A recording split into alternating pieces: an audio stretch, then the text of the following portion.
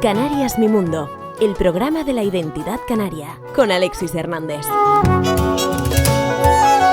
Saludos amigas y amigos, gracias por acompañarme y dejarse acompañar. Esto es Canarias Radio, esto es Canarias Mi Mundo y comenzamos.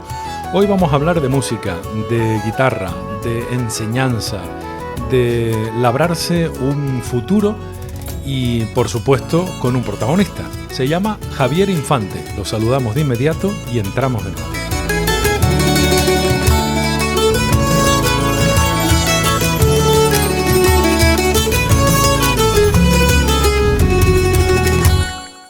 Estás escuchando Canarias Mi Mundo con Alexis Hernández. Javier Infante, ¿músico o guitarrista? ¿Cómo te gusta que te definan? Las dos cosas, músico y guitarrista, me encanta. Pero músico, si tuviera que elegir, músico. Oh, claro, es más completo, supongo, porque además se puede ser músico sin tener instrumento, ¿no? Totalmente. Desde luego. No es tu caso porque tú finalizaste el siglo XX y empezaste el siglo XXI ya consolidado como un guitarrista que terminaba sus estudios, que se formó y que me imagino que antes de ese momento, en el año 99, ya habrías tenido encuentros con la música y concretamente con el instrumento, ¿no? Sí, yo acabé en ese año, en el 99, mis estudios en el Conservatorio de Música de Canarias. Y luego me fui a Los Ángeles a hacer al Musician Institute, a Alemania. Eso. Igual que Manolo Rodríguez. Sí, señor. Buenos amigos. Gran amigo. Más, Manolo se fue, creo que en el 96 o 95, sí, por ahí creo. Por ahí fue.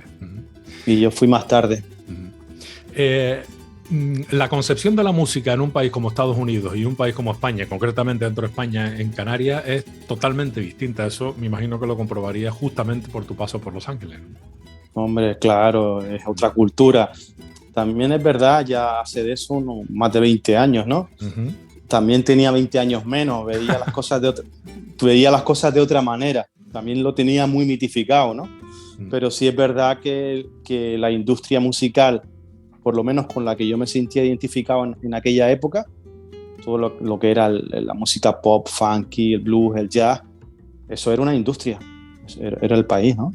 Desde luego, bueno, y lo sigue siendo, ¿no? Aunque allá con internet la cosa se ha modificado un poco, ¿no? Ya se abren un poquito las fronteras musicales y ya se puede acceder a casi todo en casi cualquier parte del mundo, ¿no? ¿Tú te imaginas tener las comunicaciones que tenemos hoy, Javier, hace 20 años, lo que hubiera hecho de ti como músico? Madre mía, claro que sí. Es que en aquella época, es decir, ahora está el YouTube, puedes bajar la velocidad de la música que te interesa y hay un montón de autores. Yo antes, en aquella época, tenía discos y cassettes. Y cada disco era como, vamos, un tesoro, y lo escuchaba 100 veces y 200 veces. Hasta para transcribir había unos aparatos, me acuerdo yo, que lo compré en Los Ángeles, que era como un sampler que memorizaba, es decir, cogía un Discman. Del Discman, la salida de audio iba a un aparatito pequeñito que eso almacenaba 5 segundos de música. ¿Qué me dices? No sabía que existía eso. Y podía bajar la velocidad. De 5 segundos. Sí, entonces solo lo utilizaba para fragmentos que me era imposible sacarlo porque era rápido o no entendía bien la textura. Lo congelaba. Había hasta un botón que decía congelar y tú hacías y trabajábamos con eso. Todo el mundo tenía esos aparatos, todos los estudiantes. De todas formas, esa manera de afrontar el estudio, en este caso de la música, también te permite ser más exacto, un poquito más exigente y más certero luego en la interpretación, no porque pules cada detalle, o por lo menos esa era la intención. Es una manera distinta de enfocar que también tiene cosas buenas. Yo no sé ahora la gente joven, ¿no? De 18, 15, 20 años, ahora al tener tanto, ¿cómo pueden digerir todo eso y evolucionar? Porque sí es verdad que si no tienes como una dirección clara, te puedes dispersar muchísimo. Porque ahora también noto como doy clase en el conservatorio, estoy en contacto con gente joven, gente que está estudiando. Ahora noto que a la gente le cuesta, por ejemplo, memorizar los autores. Nosotros en nuestra época memorizábamos el compositor, el autor, los créditos, y ibas cogiendo como... No me lo puedo creer, o sea, que les da igual quién esté detrás, la persona. A veces me he topado, gente que no, pero a veces me he topado con personas, pero ¿quién es? No sé. No, tienes que investigar. Mira qué autor, quién es el intérprete. Claro, la época, yo qué sé, tantas cosas, ¿no? Claro, porque cada vez más en Spotify y todas estas plataformas sí puedes ver las colaboraciones, pero al principio en Spotify no salían los créditos ni nada. No, y de hecho, de una única canción. Y yo, de hecho, en Spotify, por ejemplo, que yo lo utilizo, soy usuario, he hecho en falta documentación, información, porque a veces, mira, por ejemplo, en tus discos que lo tienes, tu último disco, del que vamos a hablar en unos minutos, el Guiwan, en tu disco yo sé que, claro, estás tú, está Alexis Leme con su timple y está Javier Colina con su contrabajo. Y ya, no sé nada más, no sé en qué estudio se grabó, no sé quién hizo las composiciones, los arreglos, que entiendo que has sido tú la mayoría de los casos, pero podría ser que tienes una colaboración externa. Por ejemplo, hay un ¿cómo se llama? Creo que es un acordeón o un bandoneón en algunos de los temas. Acordeón. Y no sé quién lo toca, no sé quién es. Colina. Es Colina. Colina mismo. Bueno. Pues mira, este detalle, por ejemplo, para mí que me dedico a informar y a intentar desgranar, yo soy de esa generación como tú, claro, que nos sentábamos a escuchar, bueno, y todavía lo hago, a escuchar el disco mientras estoy leyéndome el libretito, escucho, me meto, ahora tengo la suerte de que podemos meternos en internet y poner Javier Infante, guitarrista Gran Canaria, ¿no? Y de repente te aparecen ahí, pues, toda tu vida, todos tus discos. A mí me parece una herramienta de lujo, pero claro, si la utilizamos, ¿no? Porque si no... Eso. Porque la música no es solo música, ¿no? Detrás de la música están las personas, ¿no? Tu disco no sería tu disco si tú no estuvieras detrás de él. Sí, verdad. Y yo también soy igual, de lo de investigar, mirar el autor. También lo tengo por cuando estudié música en el conservatorio, ¿no? Que si estudiamos la música de Bach, investigar la época. O música de Monteverdi, saber el contexto histórico. Todos esos detalles, ¿no? O por qué le puso ese título, el autor, en qué se inspiró, ¿no? Todo eso para mí me da como herramienta para crear mi propia interpretación, mi propio mundo sonoro, ¿no? de las cosas. Desde luego que sí, y te influirá a la hora de componer, que es otra de tus grandes asignaturas, las que siempre llevas bajo el brazo, ¿no? La composición. No sé si te sacara una fotografía musical en este momento, porque claro, Guiwan no es un disco que lleve poco tiempo, digamos, lleva relativamente poco tiempo, pero claro, en la música y en el siglo XXI, 2, 3 meses puede ser un mundo. Lo mismo has descubierto algo en este camino. Si yo te sacara una fotografía en este momento musicalmente, ¿en qué situación estás? ¿En qué momento creativo, compositivo? ¿Estás desilusionado? ¿Estás entusiasmado? ¿Cómo estás musicalmente en este momento y en qué momento exactamente? Pues ahora mismo estoy como redescubriendo autores que ya conocía, por ejemplo. Ahora, esta semana, llevo varias semanas escuchando a música de Piazzolla, de Astor Piazzolla. Astor Piazzolla, bueno, te ve que al final el bandoneón o el acordeón te tiró, ¿eh? Sí, me encanta el bandoneón, me encanta, es de mis instrumentos preferidos. Si pudiera comprarme un instrumento en plan capricho, me compraría un bandoneón, la verdad. Lo puedes hacer, no está prohibido. Sí. Es complicado por la historia del instrumento, ¿no? Que se creó en Alemania, en Argentina lo hacen de otra manera. Y ahora mismo, hablando con otro amigo, Jesús Machín, y en esta semana hemos estado como hablando mucho de eso, y he estado escuchando Piazzolla, o por las mañanas leo música. Siempre me gusta leer un poco de música nueva, entonces leo partituras de Piazzolla y me estoy haciendo como algunos arreglos del Adiós Nonino. Estoy como haciendo una versión para aprender, analizando su música, viendo documentales en YouTube. Hay muchísimos documentales de Piazzolla. Encima la suerte que vivió en este siglo pasado ahora, ¿no? Y lo puedes ver en persona y puedes ver cómo interpretaba su música. Eso es una maravilla. Sí. Me encanta. Sobre este tema, yo tengo una anécdota, no te voy a decir el pecador, pero sí el pecado, ¿no? De alguien con quien aquí en Canarias establecí conversación una vez a cuenta de Piazzolla y me dijo, joder, pero también nosotros tenemos un peso importante porque fíjate que le dedicó una canción a Nanino. Y yo dije, ¿qué Nanino? A Nanino Díaz Cutilla, ¿no? Pensaba el hombre que era adiós Nanino. En fin, bueno, una broma, una estupidez, pero me pasó una vez y me acabo de acordar ahora, ¿no?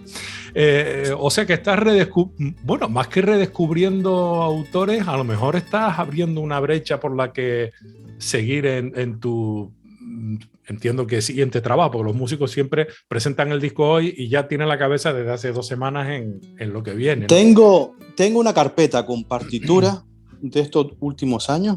Sí. Escritas a mano. Y porque me gustaría grabar algo a guitarra solo, pero todo música original. Y tengo las composiciones hechas ya. O sea, que lo que estoy ahora es madurándola y dándole vueltas y comiéndome el tarro un poco. Pero por otro lado, siempre, yo qué sé, ahora he estado estas semanas leyendo música de Venezuela, de Antonio Lauro, de Latinoamérica. Ajá. Baden Powell también me gusta mucho, sus composiciones. Y Piazzolla. Y luego toco un poco de Bach, luego me pongo a tocar un poco de estándar de jazz. Hago, no sé, como siempre he sido como muy, muy ecléctico. O de repente escucho a Jerry González, Yo ya me curé, y saco ideas rítmicas de cosas africanas.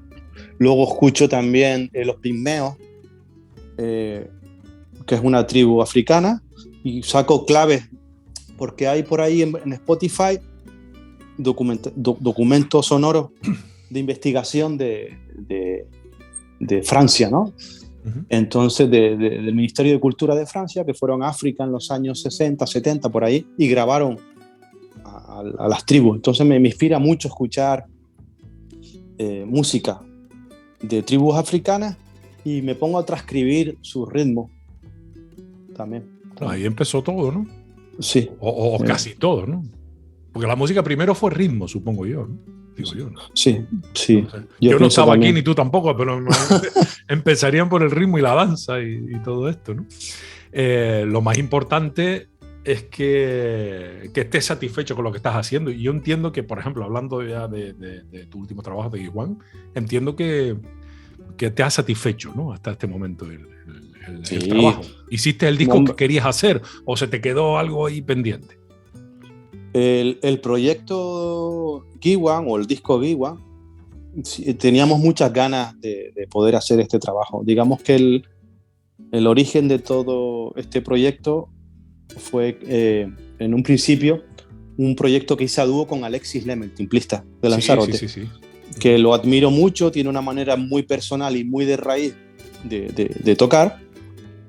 Y nada, empezamos a hacer conciertos, hemos tocado con diferentes formaciones, tríos, cuarteto, quinteto, mucho a dúo. Y después de 7 años de estar trabajando juntos, nos decidimos grabar.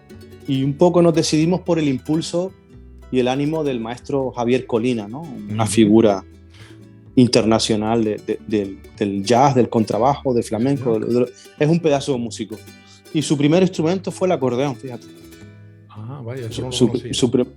Entonces conocimos a Colina en Lanzarote porque nos invitaron a tocar unos temas con Caramelo, que vino con Caramelo el pianista, Mayim. Ahí conocimos a Colina y lo invitamos a tocar con nosotros en unos conciertos. Pues hubo una química buena a nivel personal y a nivel musical y hemos empezado a trabajar en formato trío con Javier Colina. Y nos hemos animado tanto y nos vinimos arriba porque ya luego el maestro dice, oye, esto hay que grabarlo. Javier Colina, esto tenemos que grabarlo. Le digo, Alexis, pues ha llegado el momento de grabar. Y después de 7 años nos metimos en el estudio en Madrid y lo grabamos en 2 días. Y la verdad que feliz porque ha sido una grabación diferente, porque muchas veces nacen proyectos y ya ahora hay como una prisa por grabar. Te juntas con alguien y la gente graba o grabamos, a mí me ha pasado también, antes de ir a escenario, de subir en el escenario, de rodar el programa. Sale de otra manera, también está bueno, ¿no? Pero sale diferente que cuando un proyecto lo has llevado a escenario, has tocado, lo has rodado y luego te metes en el estudio. Y en ese sentido, muy feliz de poder haber realizado esa grabación y sobre todo porque salió como de una manera natural. Es como si fuera un directo, realmente el disco ese. Los tres tocamos al mismo tiempo. O sea que fue un directo. Es una manera sí. de abaratar costes, pero sobre todo de que lo que suene sea, no digo que lo otro sea mentira, pero sí que sea más orgánico, ¿no? Más cercano, más real, más parecido a un bolo, ¿no? En el que uno lo disfruta, ¿no? Sí, a no ser que hagas otro tipo de música que necesites grabar de esa manera, por pistas y con colaboraciones, sin la necesidad de grabar todo junto. A mí personalmente me gusta la música de cámara, más allá del estilo, es decir, porque tú puedes hacer música de cámara y hacer música clásica, hacer jazz, hacer folclore, flamenco. Lo que significa es que nos juntamos y tocamos al mismo tiempo y interactuamos unos con otros. Esa es la idea. Sí, pero Javier, por lo que yo escucho en el disco, hay muchos pasajes al unísono, hay muchas preguntas-respuestas, hay mucha conversación musical, digamos, entre ustedes, que eso no... Habrá un grado de improvisación, pero me parece que hubo ensayos y trabajo previo, ¿no? Entiendo, porque si no, eso no suena. Sí, hubo conciertos. Hicimos varios conciertos. Vale. A trío. Ya el maestro Colina, al segundo concierto con nosotros, ya sonaba como si estuviera tocando como si hubiera estado toda la vida tocando con ustedes. Sí. Todo. Como si llevara toda la vida. Sí. Desde luego es un fenómeno. Yo lo conocí, yo no lo conozco, pero me llamó la atención cuando lo vi en tu disco, porque no, ahora me estás contando la relación que existió. Lo conocí con Bebo Valdés, ya en paz descanse el hombre, tocando en directo en una gira que hizo mundial. Bebo Valdés con el Cigala, Lágrimas Negras. Exacto, Bebo con el Cigala, ¿no? Y luego hace muy poquito lo vi a 3 metros de mí en directo con Pancho Amá. Siempre le ha tirado mucho latino a este hombre, ¿no? Mucho. Sí, muchísimo, ¿no? Y por lo que me estás contando, veo que se apunta a un bombardeo, si hace falta, ¿no? Le encanta la música de raíz a Colina. Claro, las músicas de raíces sí. le encanta. Mira, Javier, ¿por qué decidiste que hubiera, hombre, el contrabajo de Javier, estupendo, o el bandoneón, o el acordeón, no sé, ¿qué fue lo que tocó exactamente en este tema? ¿Un bandoneón, un acordeón? El acordeón. El acordeón. ¿Y por qué decidiste incluir el timple? Porque tu anterior trabajo tenía vínculo con la cuerda, evidentemente, pero con un cuarteto. En este caso estás más hacia la raíz, lo que tú me comentabas, ¿no? Rítmicamente, en cuanto a los temas, evidentemente, hay una inspiración folclórica ahí de fondo. ¿Por qué decidiste acercarte al terruño? El timple simplemente fue una cosa natural, es decir, empecé a trabajar con Alexis Leme hace 7 años, empezamos a hacer conciertos y empecé como a descubrir de nuevo la música de raíz, la música de aquí, de Canarias, ¿no? Y todas las influencias que hay con nuestro folclore. Y muy buena onda con Alexis, somos súper amigos, buena química. Y nada, empezamos a trabajar y para adelante. No fue ninguna premeditación después de mi anterior trabajo de Citaba. Sí es verdad que siempre en mi música ha habido un ingrediente importante de la música de raíz. En general, las músicas de raíces del mundo. Me atrae mucho la música india, música persa, Latinoamérica. Incluso cuando estuve en Estados Unidos, yo veo el jazz más como una música afroamericana, una música folclórica, el blues. Folclore, sí. Yo creo que estoy absolutamente de acuerdo con eso. Es folclore de una gente distinta y de un país distinto, ¿no? Y fíjate, después de 20 años, pues al final la vida me ha puesto y me ha brindado la oportunidad de unirme con un timplista de Lanzarote, que los de Lanzarote tienen una forma como muy personal. de hacer música, igual que Fuerteventura, para mí muy de raíz. Y al final la vida me ha brindado unirme con Alexis, con Javier Colina y tener un proyecto a trío. Genial. Y el anterior, perdona que te, el del cuarteto, que te interrumpa. Sí. El anterior disco, el Electria Massive, ese sí lo tenía pensado. Fíjate, tiene pinta, ¿no? Tiene pinta, ¿no? Además... Ese lo tenía pensado como hace 15 años. Un montón. Tenía la idea de hacer un proyecto Electria Massive. Uh-huh. Y luego, hace ya unos años, no me acuerdo cuántos, si 8, me puse a escribir música para cuarteto de cuerdas y guitarra eléctrica, pensando algún día me gustaría grabar un disco así. Lo hacía como ejercicio, ¿sabes? Sí. Siempre como oficio, siempre escribir música y bueno, algún día se grabará.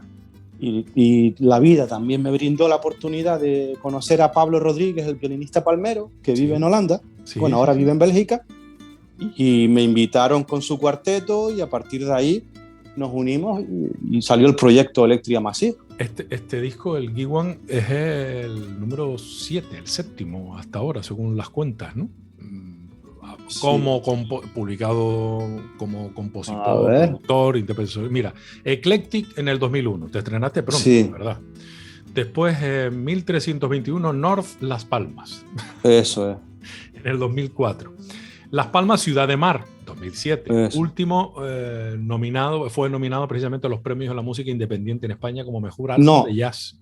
No, ese fue el solo. El solo sesión, ¿no? O solo session, ¿no? O algo así. Solo session. El de 2016, o sea que fuiste madurando. Antes de eso, en el 2014, Alegre Corazao. Sí. Dúos en el 2011 y Estancias en el 2010, ¿no? Finalmente, en el 2021, el Electric Massive. Y con el cuarteto North Sea String Quartet, por cierto, y el Giguan en 2022 con Alexis Lemes y Javier Colina. Te fuiste curtiendo en el jazz para volver luego a casa, ¿no? Sí. Qué curioso, ¿no? Al final hay un dicho popular, es el de que la cabra tira pa'l monte. No te estoy comparando con una cabra, ¿eh? Ni digo que tu música sea de monte. Pero sí es verdad que al final uno es lo que es, ¿no? Y uno hace las cosas según eres. Y como hace una cosa, lo hace todo. O sea, somos lo que somos, independientemente de que estudiemos músicas del mundo. Nosotros somos lo que somos, ¿no? Y al final tiramos para lo nuestro, ¿no? Y claro, yo la verdad que no le veo mucho sentido ponerme a hacer estándar de jazz ni nada de eso, ¿no? Luego tuve muy buena experiencia en los discos, el disco dúos con José Alberto Medina. A partir de ahí fue cuando yo ya empecé a tener más claro lo que quería. Porque anterior a ese grabé el de Las Palmas, Ciudad de Mar. Sí. Que ese fue un experimento, en el 2007 creo que fue. Ese fue un experimento de música electrónica. Grabó Marcus Stockhausen, Gilbert Fortuny, y utilicé mucho sampler. Estuve como a tope con la electrónica, que fue cuando terminé harto de los ordenadores. Sí, dediqué mucho tiempo a programar, hice como 40 o 50 composiciones y luego elegí lo que aparecen ahí. También hay instrumentos de la world music, ahí muy experimentales. Luego ya, fíjate, me fui de un disco electrónico a un disco a dúo con José Alberto Medina. Justo que lo grabamos, ¿no? Sí, que lo grabamos en vivo, tan harto de todo el rollo de grabar por pista, grabar por trozos, y me uní con José Alberto y digo, vamos a hacer un disco orgánico. Y se grabó también en 2 días en vivo. Y con ese disco hicimos muchísimos conciertos por Europa, en la península, y en Latinoamérica fuimos a Brasil, República Dominicana. Fue bastante buena experiencia con José. Y además es un formato, el dúo y ahora el trío, vendible también, porque económicamente es viable. Vamos. Claro, sí. Eso, y no hay mucho backline ni nada, porque cuando vas con grupos, necesidades técnicas, más el técnico de sonido que va. Uh-huh. Oye, yo tiro para atrás, es decir, yo ahora cada vez voy más a lo orgánico. A los inicios, ¿no? Sí, más orgánico todo. De todas maneras, es normal, ¿no?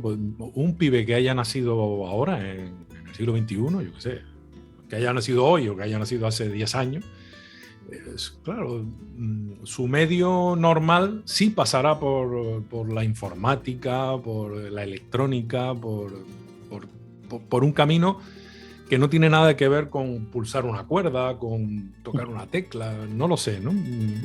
Son generaciones distintas, cada vez se venden menos guitarras, increíble, ¿no? Y según leí una vez en un artículo, hace unos meses, me llamó mucho la atención que era uno de los instrumentos que... La guitarra fue el instrumento que se regalaba siempre.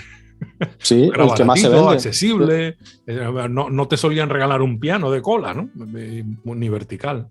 Y sin embargo ahora es más práctico regalar un super smartphone, un super ordenador. Y a partir de ahí, claro, ¿no? Conocen el mundo a través de eso. Y no tienen que hacer la música como te pasó a ti en su época, ¿no? Que tenías que esperar a que llegaran los discos, por lo menos en mi caso recuerdo. Sí. Llegaban los discos de Londres, que era como que venían de un sitio maravilloso, y después cogía los discos. Algún amigo tenía que era un friki de eso, y el tipo escuchaba los discos 30 veces y nos poníamos aquellas carpetas impresionantes de los discos. En fin, aquel tiempo, nosotros es que somos casi unos abuelos ya, amigo Javier, ¿eh? Casi unos abuelos. Y las partituras, mandaba a pedir una partitura. Casi nada, ¿no? Casi nada. Ya no era tan fácil. Me acuerdo cuando hice el examen de final de carrera, la partitura yo toqué el concierto de Claude Bolin de jazz. Ajá. Para cuarteto, aparte de tocar Bach y todas esas cosas, con repertorio clásico, toqué una obra de jazz para guitarra clásica y trío de jazz. Okay. El compositor francés Claude Bolin. Ajá. Y me acuerdo que la partitura me llegó un mes antes del examen, mandándola a pedir, no la tenía, no llegaba. Era un mundo. De todas maneras, ahora has vuelto al lápiz, al afilador, a la goma, sí. Y al papel pautado. Escribo con programas tipo Sibelius, Finales, todo eso, ¿no? Con el ordenador. Sí, sí. Y a veces he trabajado mucho directamente ahí, lo hago. Pero ya llevo como 4 o 5 años que prefiero con el lápiz. Compongo así y tal, y ya cuando quiera hacer la partitura bonita o ya quiera hacer algún arreglo, lo hago en el ordenador. No sé, estoy como más libre. Desde luego, y más centrado, así no pierdes el tiempo en saber si te equivocaste en el driver de no sé qué o en el no sé cuánto, y si se te va la luz, si se te va la luz, o se te estropea, ¿no? Porque suele pasar. No, y estar con una pantalla ahí todo el rato. Sí, eso es verdad. El instrumentista tiene que tener su instrumento en las manos, ¿no? Aunque también hay instrumentistas que tienen el ordenador y con eso hacen Por música. supuesto, una maravilla. Sí. Oye, hablando de proyectos, ¿en qué momento está Guiwan en este instante? ¿Está ya aparcado o estás trabajando? Sé que tienes algo pendiente con Marcus Stonehausen, si no me equivoco, ¿no? Ahora, o alguna cosa en mente, o estoy confundido. No. Lo que tengo ahora es la presentación del disco de Guiwan, que se va a presentar en Gran Canaria el día 30. 30 de septiembre. 30 de septiembre, sí. ¿Dónde lo vas a presentar exactamente? En Las Palmas de Gran Canaria, en el Miller. Ok. Que es una sala de conciertos. Genial. Sí. En el Parque Santa Catalina. Y nada, presentaremos ahí el disco. Se va a venir un amigo, músico muy bueno, José Mi Carmona, que es guitarrista. Vale. El de los Carmona, sí, eso es. De Andalucía, vamos, para entenderlo. Eso es. Que tiene un trío con Colina precioso, que hacen música guapísima. El de Ketama, vamos, el guitarrista de Ketama. Sí, justo, sí. Pues Josemi se viene para acá y también se echará unos temas con nosotros de invitados.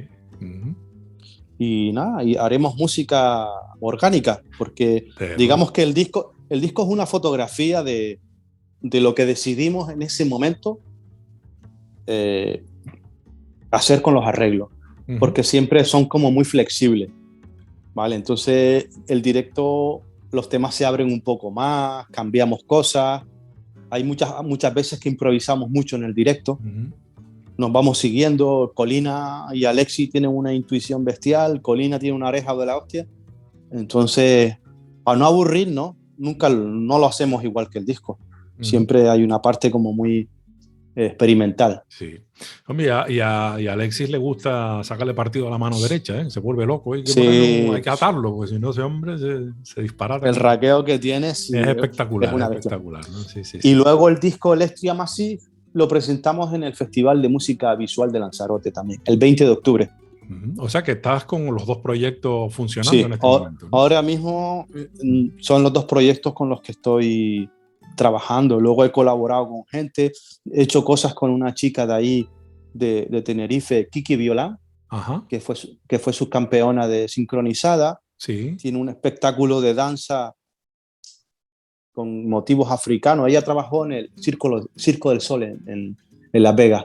Ajá. Y hace unos meses ya hicimos aquí en Las Palmas 8 funciones donde yo hacía música con un poco de electrónica. Mira, ahí sí, utilicé electrónica. Ajá. Y ella hacía como un baile. También tengo ese proyecto con Kiki. Luego también colaboro con la productora Dania Débora, la de Woman. Sí. Hice como poesía de Tomás Morales y música en vivo con improvisaciones. También hice como 6 o 7 de esas grabaciones y cosas que van saliendo. Has colaborado también con Mestizay, aquel poeta en la isla, Sí. y toda una vida. Con Lotan Siemen en su momento hiciste un trabajo Al importantísimo. El sí, proyecto al principio. RALS, ¿no? Si no me equivoco. Sí. Y por supuesto que has estado en el Canarias, bueno, ahora ya no sé si se llama Heineken Jazz, ya creo que... No, Heineken no, ya. Ya no es Heineken Heineken. ya no pone perra Heineken. No. Ya se acabó, ¿no? Bueno, el Festival de Música de Canarias, de jazz, en este caso, ¿no? Sí, el festival de Miguel Ramírez. Sí. No, del sí, Colorado. claro. El Colorado. De Colorado Pero Producciones. Colorado yo le digo más al timplista. Al timplista, sí, estamos de acuerdo. ¿Verdad? He leído sobre ti y te repites en un concepto que me llama la atención, el de la improvisación intuitiva. Lo de la improvisación, bien, lo de intuitiva. Y además has intentado ahí profundizar en este concepto. Cuéntame, ¿qué tanto hay de improvisación intuitiva o no? No sé si hay una que no sea intuitiva, desde luego, pero ¿qué tanto hay de improvisación en los trabajos que estás divulgando en este momento? ¿Fue un componente importante o estaba todo más que estudiado? En el Electric sí supongo que estaría más encajonado todo, pero en Sí, el One a lo mejor sí hubo un margen para esa libertad intuitiva, ¿o me equivoco? Mira, sobre todo donde improvisé mucho fue en el disco Solo Session. Ah, vale. Que hice versiones de estándar que me gustan. Play y rec, algunos. Play rec y para adelante. Sí, lo grabé en una hora. Ok. Es decir, lo grabé en mi casa un 11 de agosto, le di al rec y me puse libremente por la mañana a lo que me salía. Ok.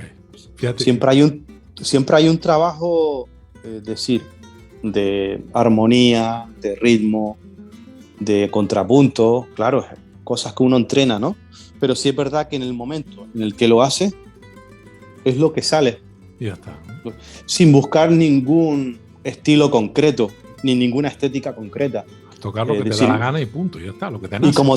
Y con las armonías que te da la gana.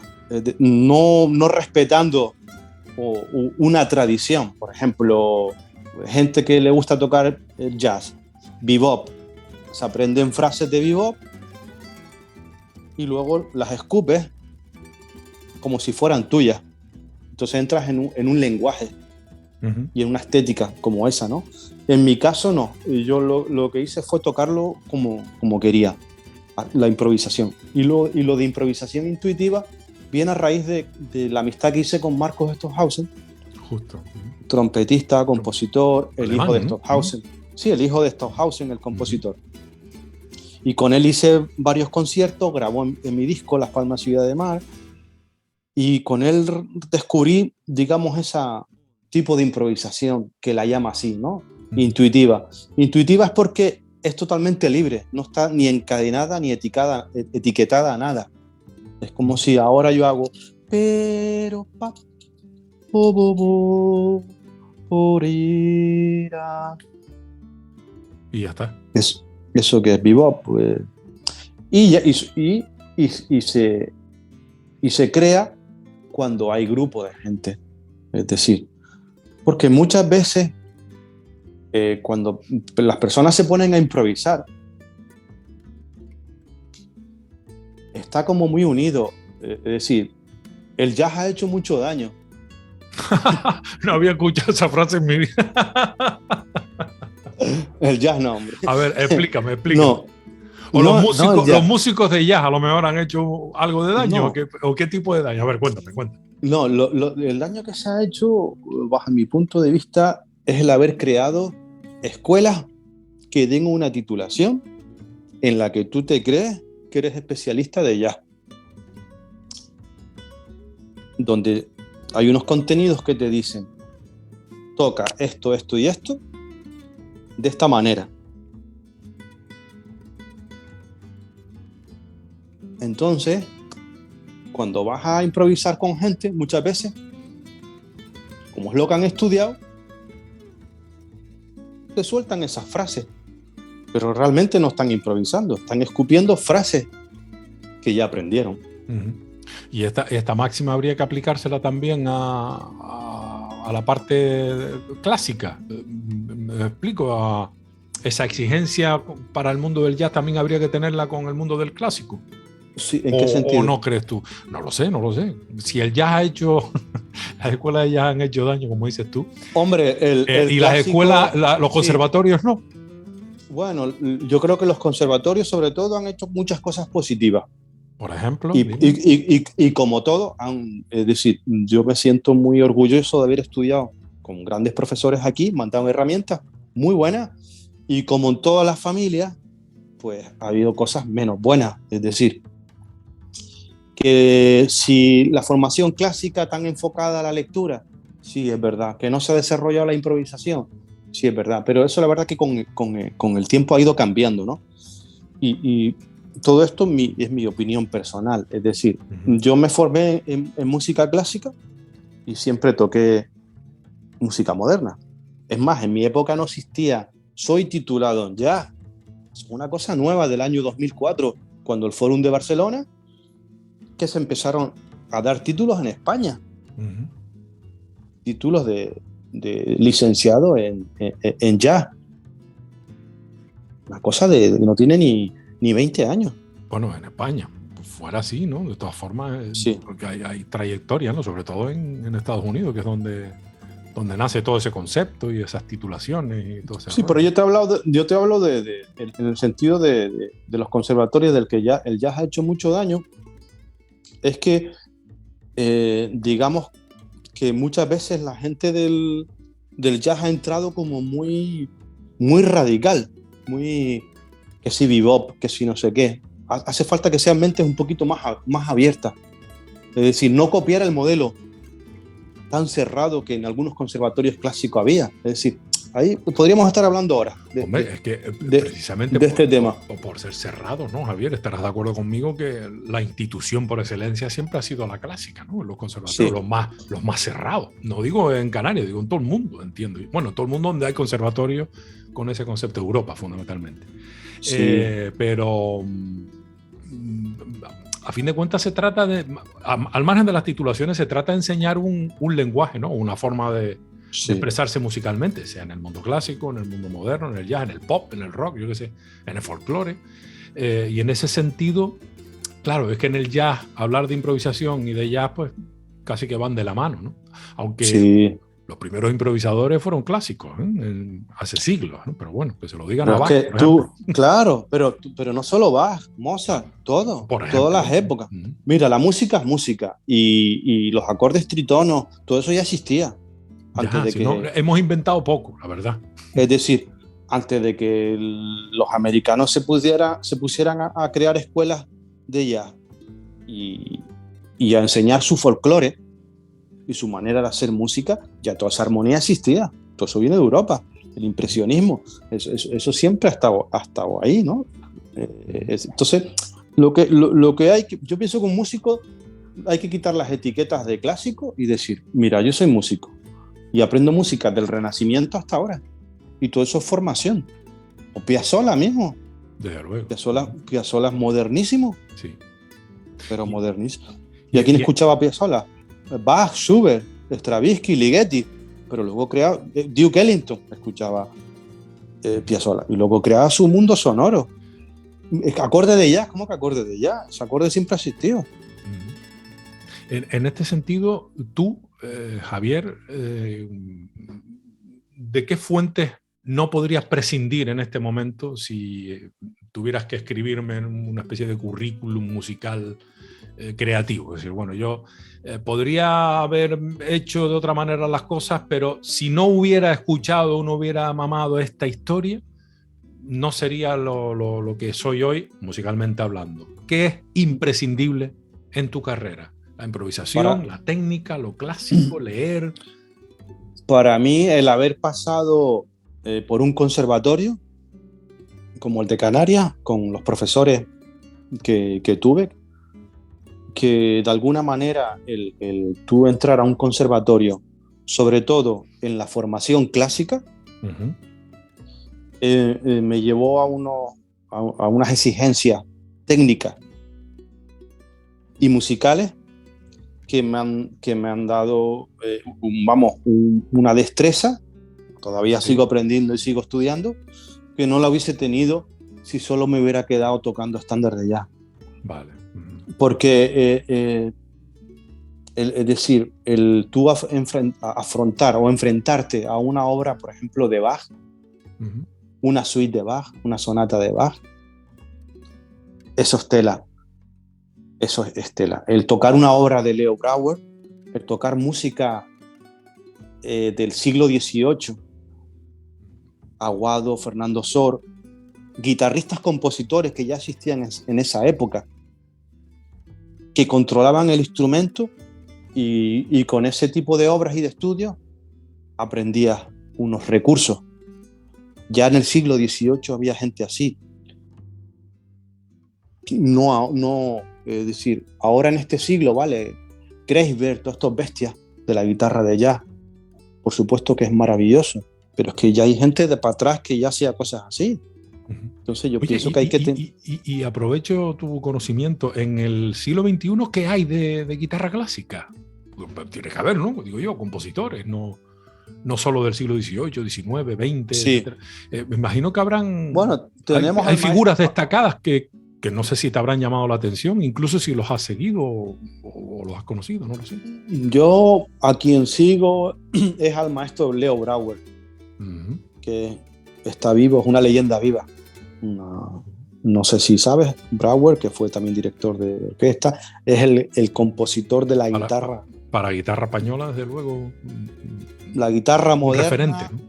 Es decir, la guitarra clásica ha sido un antes y un después de que Leo Brouwer empezara a escribir toda esa música. Entonces todo eso nos da recursos para luego intentar nosotros hacer nuestras propias cosas. Mira, ¿y no te empeñaste nunca en ser exclusivamente un guitarrista, digamos, clásico?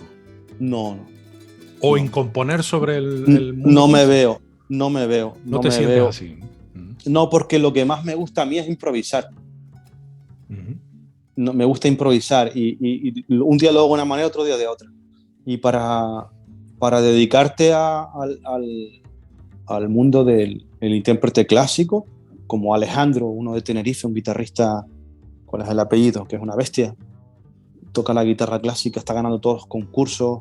Hay un chico de Tenerife, Alejandro Hernández, no caigo. Pues es una bestia que hay por ahí. Claro, hay que tener un talento para eso, es decir, una cualidad para dedicarte a estudiar un montón de horas, técnica, repertorio. A mí me gusta escribir mi música, tocar mi música e improvisar, ¿sabes? No tengo esa disciplina de no fallar ninguna nota, fallo muchas gambas. Y claro, la exigencia que te da, que te obliga el mundo clásico es demasiado exigente, no te perdonan ni una nota. Y luego tienes que tocar muy en una estética concreta, un sonido concreto. Y yo soy bastante anarquista en ese sentido. Entonces hice mis pinitos de hacer alguna gira clásica recién acabado, me presenté a algún concurso clásico cuando estudiaba, pero me veo muy lejos de eso. Okay. En lo que no has cambiado mucho es en tu preferencia por el sonido. Te has ido siempre, sobre todo, ¿no?, a la guitarra española, al nylon, a ese sonido más dulcito. Las dos. El Eléctrica Massive es todo eléctrica, el disco. Por ejemplo, el que hice con el cuarteto. Ahí grabé. Pero digo que en este momento estás volviendo a casa otra vez, digamos, o algo así. Bueno, aunque en realidad tu casa no tiene como la canción de Pedro Guerra, ¿no? Sí, Que tiene no sé cuántas habitaciones, ¿no? sí, tengo las dos. Guitarra eléctrica, por un lado la guitarra clásica o española, me Sí, gusta más llamar guitarra española, y por sí. otro lado la guitarra eléctrica. Y mi día a día, soy profesor del conservatorio y Estás doy con la clases. guitarra española, entiendo, ¿no? Claro, el día a No, día. con la guitarra eléctrica. Ah, vale, vale, vale. Soy profesor de guitarra eléctrica del conservatorio. Ah, vale. De la parte Desde hace- moderna, digamos, del de- conservatorio, ¿no? Pero sí, moderno, algo así. soy el jefe de departamento de Ujú. música moderna y digamos junto al compañero Carlos Monpeó fuimos los que comenzamos esta aventura en Canarias en el año 2007. Los primeros profesores en Gran Canaria de moderno fuimos Carlos Monpeó y yo a la guitarra, y en Tenerife José Carlos Machado Con el y, contrabajo, sí. y Raúl, José Carlos Machado de bajo eléctrico, Sí. profesor. Bueno. Entonces yo todos los días estoy en el conservatorio con la guitarra eléctrica, enseñando ya a improvisar pop, rock, armonía, y luego en mi casa con la guitarra española y hago conciertos. Entonces estoy como siempre con los dos mundos, ¿no? Okay. Me dan a elegir, pues es como si a un pianista le dice, oye, ¿qué prefieres? ¿Un teclado o un piano Steinway, un piano acústico? Elige un piano acústico. Pues para mí, cuando me ponen una guitarra española y una guitarra eléctrica, para mí la guitarra española es como si fuera un Steinway y la guitarra eléctrica es como si fuera un Fender Rhodes. Ok. Y artísticamente, en los dos discos que promocionas, pues también tienes el corazón partido, ¿no? Como la canción Sí. de Alejandro Sanz. Me quedé con la ganas de hacer cosas con española, con el cuarteto, porque cuando íbamos a decidir hacer el proyecto con Pablo, coño, grabo algunos con española, no, hazlo todo con eléctrico y tal. Me quedé con, digo, bueno, mejor para viajar, la eléctrica. Y luego utilizo pedalitos, todas estas cositas de efectos, delay, sí. overdrive. Ahí digamos que me meto en el rollo más de electrónica. Sí. Y luego lo otro es hiperacústico. Mira, de composición, sí son todos tuyos los temas, ¿y arreglados por ti o hay alguna colaboración destacable? ¿En qué disco? En los dos, Gig One y el Electric Massive. El Electric Massive, menos un tema, todos son míos. Y luego Pablo fue un trabajo en equipo. Es decir, Pablo Rodríguez es un pedazo de violinista, bueno, maravillosa persona, trabajadora, y Pablo tiró mucho del proyecto para sacarlo adelante. Yo le mostré algunos arreglos que tenía ya escritos de las composiciones y él lo mejoró todo. Es decir, trabajamos en equipo. Le pasé los archivos de las partituras que yo tenía y él lo mejoró. Junto con Janes, hizo algún arreglito. Es un tema mío a lo mejor. Decía, mira, ¿qué te parece en esta parte? Y lo cambiamos a 5x8 o lo que sea. Digamos, cosas que iban a mejor en los arreglos. Y luego hay un tema de Pablo que se llama que se llama Masig. El segundo tema del disco, creo, el tercero creo que es. Y un tema precioso de Pablo. Vamos, puso una composición, digo, joder, tu tema vale más que todos los míos. Cuando lo escuché, le digo, has puesto un tema tuyo solo, pero precioso. Y también el tema Alicio, Pablo hizo el arreglo de cuerda. Yo ahí tenía la composición hecha, porque me basé en la serie de Fibonacci, cuando hice una época que estuve escribiendo, basándome en series así. Y Pablo dice, venga, este tema me gusta y yo le voy a hacer el arreglo al cuarteto. Entonces, el Electric Massive ha sido un trabajo en equipo. Aunque la mayoría de los temas son míos, hay un trabajo sin Pablo y sin Jane no se hubiese podido ¿Y por qué acabar. te dio, ya por curiosidad, por qué te dio por la proporción áurea, la serie de Fibonacci para componer? Que no eres el primero ni serás el último, supongo, ¿no? Hombre, porque me daba curiosidad. Sí. ¿No? ¿Y funcionó? ¿Te funcionó? Hombre, suena bien. Sí, no lo sé. No sé si funcionó o no, pero salió ese tema, Alicio. Estaba como ejercicio, ya buscando otra manera de componer. Coño, ahora voy a hacer un tema, me voy poniendo reglas. Venga, voy a jugar con un La menor y Do menor y ese intervalo voy a jugar con este motivo. Y me voy poniendo como Okay. como regla. Javier, ¿cuántas composiciones tienes ahora mismo en alguna gaveta escondidas por ahí? Pues además tú las tendrás en una gaveta física porque compones sobre papel. Sí, ahora tengo 17 temas en una carpeta. ¿17 temas ya rematados o estás trabajando sobre ellos? No, están hay un 90% acabado. Me falta un 10. Me falta pulir cosas ¿Y todavía. a qué sonará? ¿A qué se parecerá más? ¿A Guiwan? Pues, ¿A Electric Masí? no, ¿Es algo nuevo? Orgánico, siempre hay un componente de la raíz, de las músicas de raíz. Siempre hay un componente de jazz y de improvisación. Y siempre hay un componente del fraseo clásico, el sonido, la tímbrica. Sí. ¿Sabes? A mí me gusta mucho que escuches un acorde y se escuche limpio, ¿sabes? No, el espacio también me encanta. El legato, no me gusta que sea todo tan staccato, que suene legato. Y no... Y sobre todo improvisación con referente al jazz, las armonías, así con acordes más disonantes, Ajá.